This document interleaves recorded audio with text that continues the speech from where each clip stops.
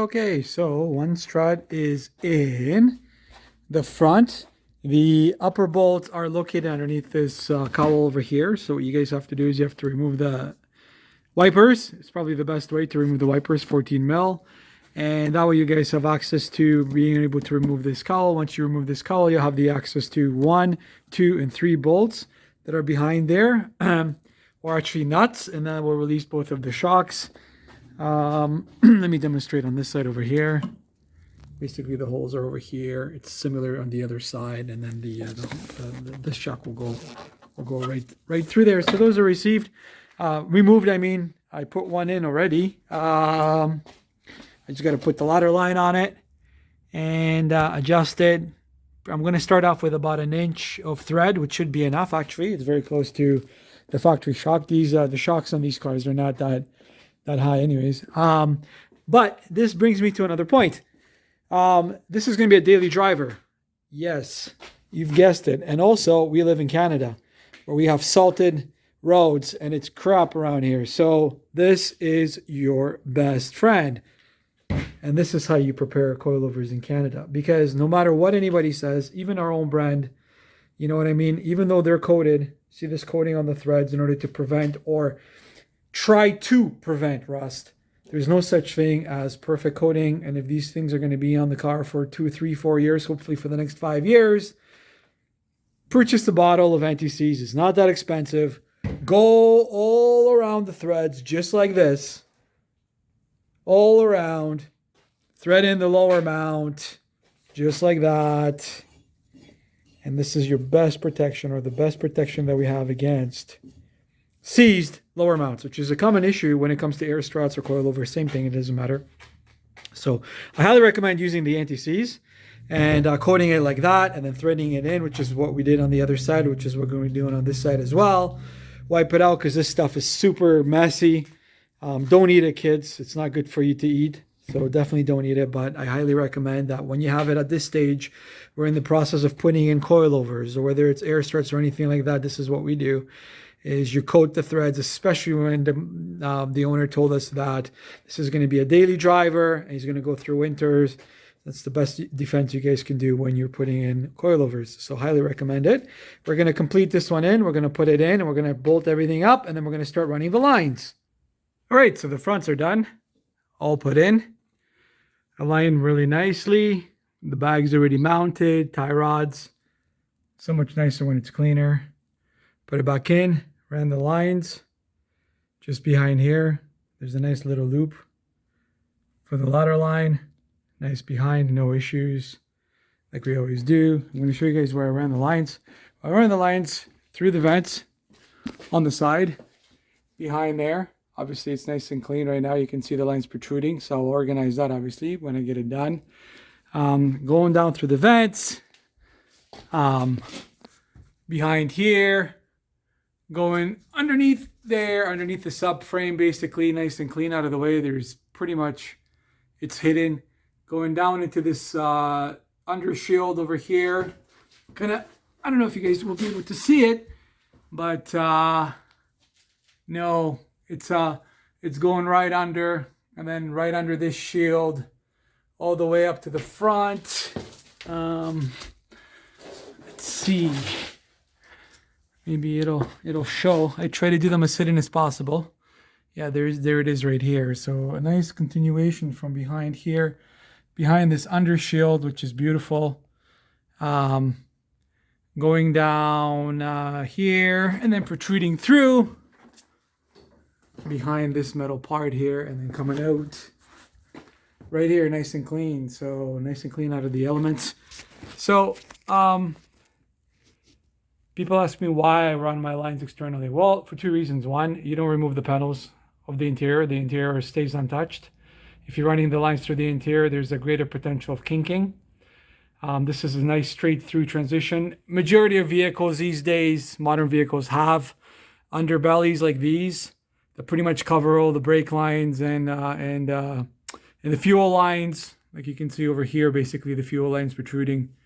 So it's a great opportunity. I mean, it's easier for me because I got a lift, but it's a good opportunity to run everything underneath the car. And also right in the sort of channel over here is great because if you're doing any sort of side splitters, some guys run their lines through the side skirts. Not a good idea because if you have a side splitter and you do an installation for a customer or whatever, and that customer installs a side splitter and puts a self-topper through it, there goes, and your line is in the way, there goes the ruptured line, and he's going to get a leak, or she's going to get a leak. So right in the center on underbelly, going through the vents, nice and clean, and going out here and connecting into the air struts.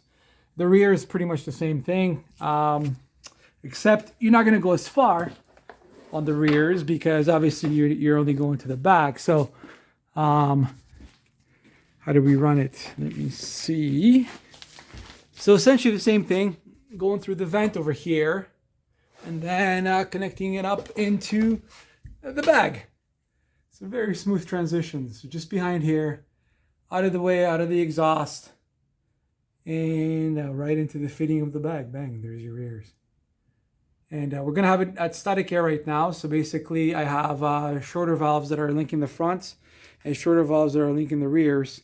And I'm going to inflate it right now. So all the bags are inflated. We're going to check quickly check for leaks. And we're going to see how the car drops. Whether it needs any adjustments while it's still on the lift, we can continue on. And the next thing is going to be wiring and doing the trunk setup. So pretty much all the suspension's already in.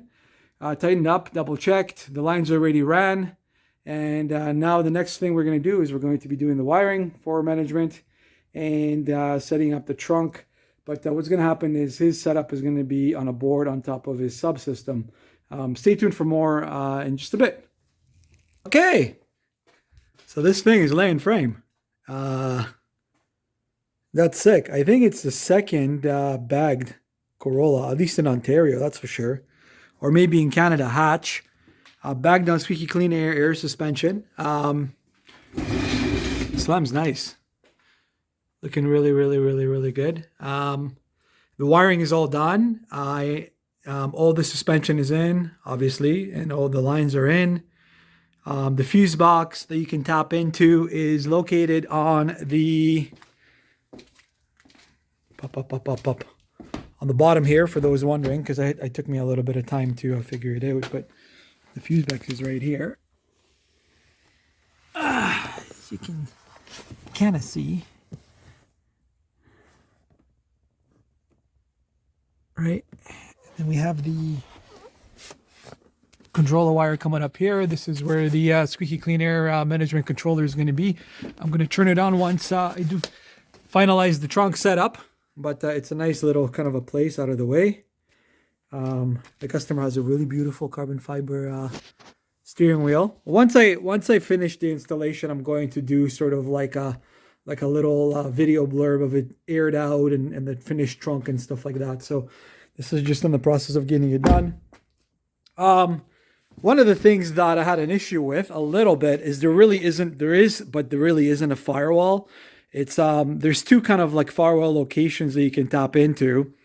One is underneath the hood. Maybe when I pop the hood, when I have it outside, I'm going to show you guys, but just know that there's one here sort of deep in the engine.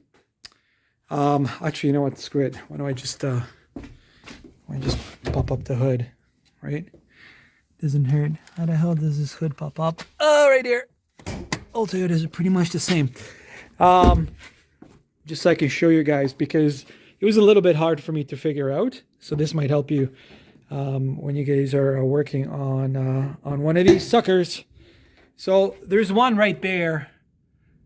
Behind, just take my word for it, there's one there, and then there's one sort of deep down in there.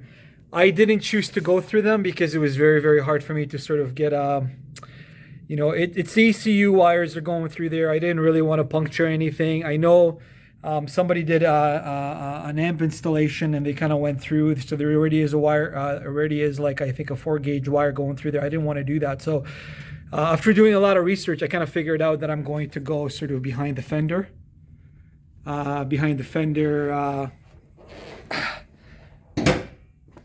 Obviously behind, well, this thing slammed, but yeah, fuck, sitting low. And that's not even all the way down. And just behind where the fender shield is over here, there's a little sort of a grommet for the hood release latch, because these are not digital, these are still kind of wired based.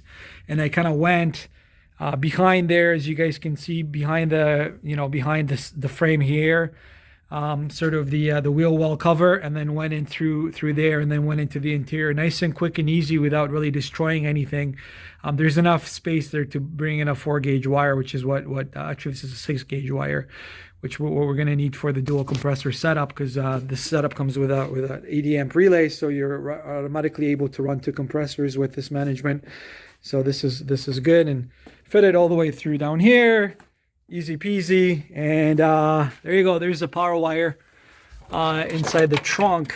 So I got to clean it up a little bit more. Obviously, there's the ACC with an extended fuse. There's the power. There's the power relay, and there's some more connections. I'm going to clean that up, and this connects up into your manifold. So easy peasy. And here are all the lines, and all the lines are running static air, basically. Fronts are linked and rears are linked, just so it's easy for me to move the car around if I need, just by kind of static inflating it with the shorter valves and whatnot. So I like to do that because it gives me flexibility if I need to move the car or whatever, but I didn't have to in this particular case. But that's pretty much it. It sits fucking, pardon my French, it sits really, really nice. It's like, it's kiss and frame, man. This is like amazing. I can only imagine once he gets aftermarket wheels. Probably, I think that's the plan for next year.